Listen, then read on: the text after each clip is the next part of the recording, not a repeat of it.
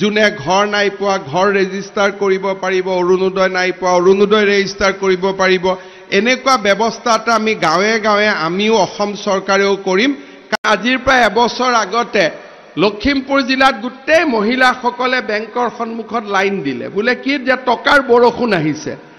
ফচল বীমা যোজনাত সেইবাৰ আমি ৰাইজক কোৱা নাছিলোঁ, আমি নিজেই পঞ্জীয়ন কৰাই দিছিলোঁ। তাৰমানে বীমাৰ প্ৰিমিয়ামটো ৰাজ্য চৰকাৰে দিব লাগে, কেন্দ্ৰীয় চৰকাৰে দিব লাগে, হিতাধিকাৰীয়ে দিব লাগে। প্ৰথম বছৰ কাৰণে অসমত হিতাধিকাৰীৰ শ্বেয়াৰটো ৰাজ্য চৰকাৰে দি দিছিলে।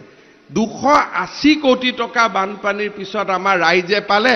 মোবাইলত মেছেজ আহি আছে 5,000 ডিপজিটেড 10,000 ডিপজিটেড ইনটুৰ একাউণ্ট। মানুহে বুজি পোৱা নাই, মানুহে ক'লে টকাৰ বৰষুণ আহি আছে। এতিয়া অসমত যিমান বানপানী হয়, আমি যদি এই কাউণ্টাৰ ইয়াতে আছে, প্ৰধানমন্ত্ৰী ফচল বীমা যোজনাত যদি আমি বীমা কৰোঁ 100 টকা হ'ব বীমাৰ খৰচ বা তাতকৈ কম হ'ব। ৰাজ্য চৰকাৰে লগত আৰু দিব, কেন্দ্ৰীয় চৰকাৰেও দিব। বানপানীৰ পিছত চৰকাৰৰ সাহায্য পোৱা নাই বুলি আমি টিভিক ক'ব নালাগে, আমি মাত্ৰ মোবাইলটো চাই থাকিব লাগে কেতিয়া আমাৰ টকাটো জমা হৈ গ'ল।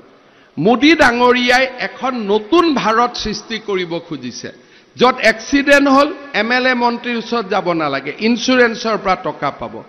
ঘৰত মানুহৰ মৃত্যু হ'ল ইঞ্চুৰেঞ্চে টকা দিব, কাৰো ওচৰত হাত পাতিব নালাগে। বেমাৰ হ'ল MLA মন্ত্ৰী তাত যাব নালাগে, কাৰ্ডখন লৈ হস্পিটাল গ'লে 5 লাখ টকাৰ ট্ৰিটমেণ্ট। কৃষক হয় সাৰ কিনিব পইচা নাই, 2000 টকা কৰি আমাৰ বেংক একাউণ্টত আহি থাকিলে।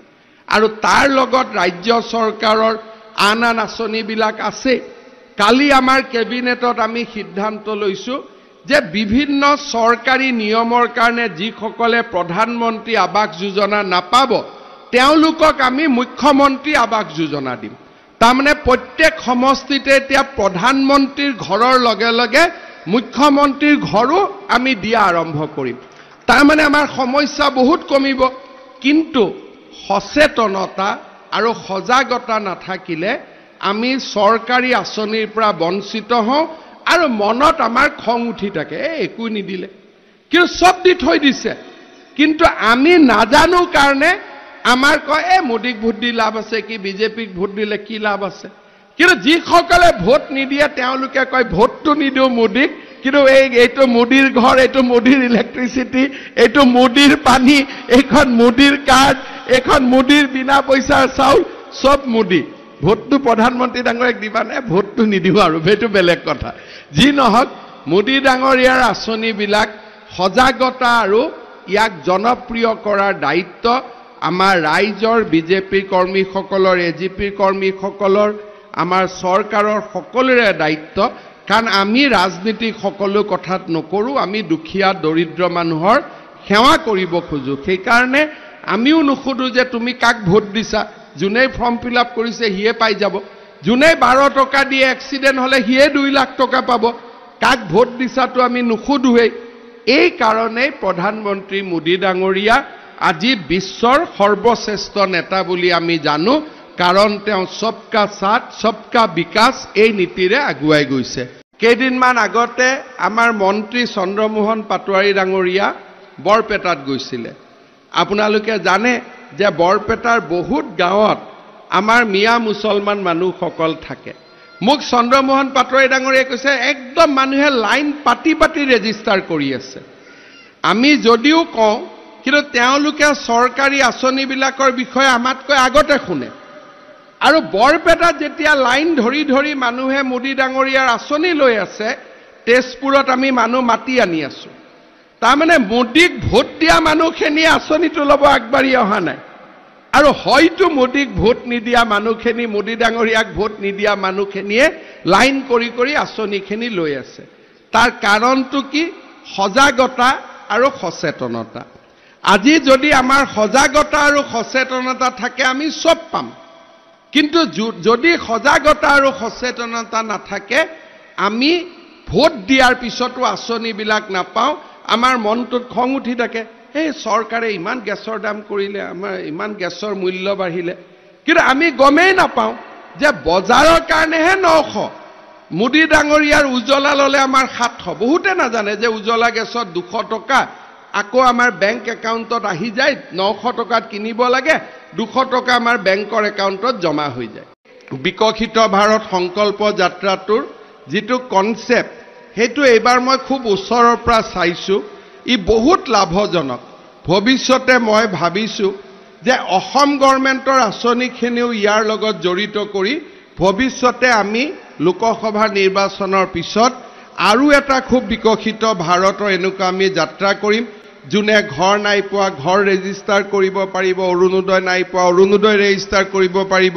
এনেকুৱা ব্যৱস্থা এটা আমি গাঁৱে গাঁৱে আমিও অসম চৰকাৰেও কৰিম কাৰণ মোদী ডাঙৰীয়াৰ পৰা শিক্ষা যেতিয়া আমি ল'ম তেতিয়া আমি নিজে বেছি শিক্ষিত হ'ম মই দেখো মই মোদী ডাঙৰীয়াৰ লগত কথা পাতো যে তেওঁৰ সমান শিক্ষাগুৰু একো নাই আধা ঘণ্টা বহিলে তেওঁৰ লগত আধা ঘণ্টা বহিলে মোৰ 10 বছৰৰ এডুকেশ্যন যেন একেলগে পাই যাওঁ তেনেকুৱা ভাৱ হয় এইকেইটা দিন মই ওচৰৰ পৰা চাই আছো মই কামৰূপ জিলাতো গলো সিদিনাখন ডিব্ৰুগড়ত এনেকে মই বিকশিত ভাৰতৰ এই কনসেপ্টটো চাই আছো আমি যদি ভালকৈ ব্যৱহাৰ কৰো মানুহৰ খং ৰাগ একোৱে নাথাকিব সব বস্তু মানুহৰ হৈ যাব কিন্তু আমাৰ জিলা প্ৰশাসনেও ভাবেও বহি থাকে বলে এটা চৰকাৰী আঁচনি এমএলএ মন্ত্ৰীও আমি ভাবো চৰকাৰী আঁচনি আহিব যাব কিন্তু চৰকাৰী আঁচনি নহয় চৰকাৰ মানে ৰাইজ ময়ো মুখ্যমন্ত্ৰী হিচাপে আঁচনিটোক যিমান প্ৰথম অৱস্থাত গুৰুত্ব দিব লাগিছিল সিমান ময়ো গুৰুত্ব দিয়া নাই কাৰণ ময়ো ফিডবেক পোৱা নাছিলো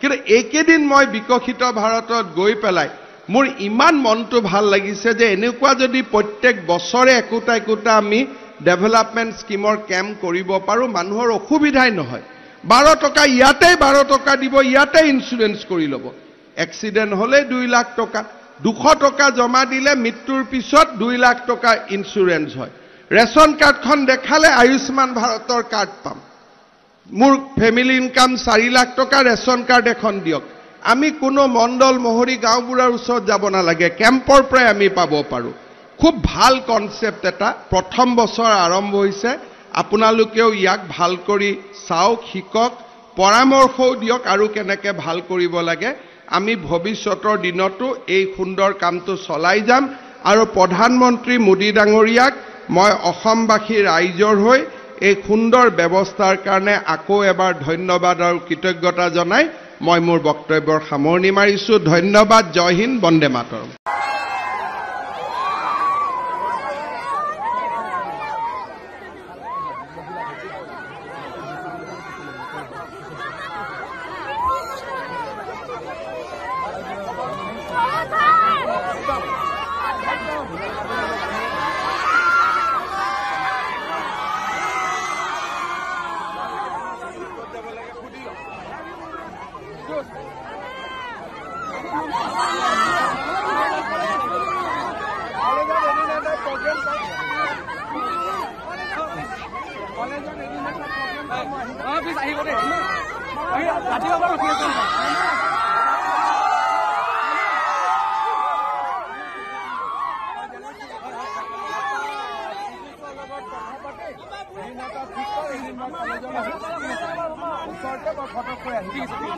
আমি ৰাতিপুৱাৰ পৰা ৰখি আছিলো